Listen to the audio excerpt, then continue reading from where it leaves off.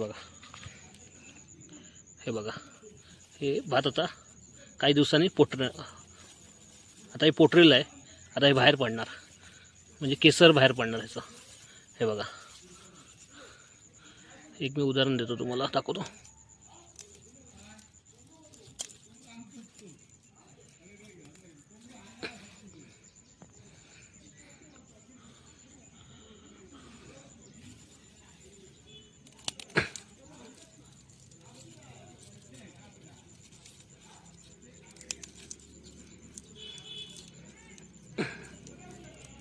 हे बघा, आता थोड्या दिवसांनी पोटर येणार.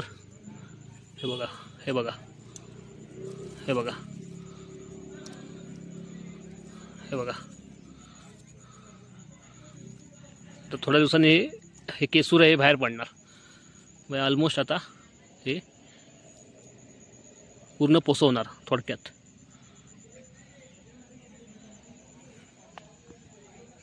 हे बघा, ही पूर्ण शेती भात शेती आहे, तर त्याचंच आहे सगळं.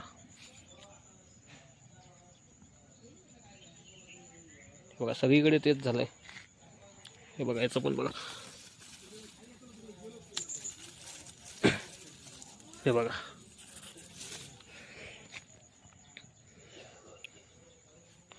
चला.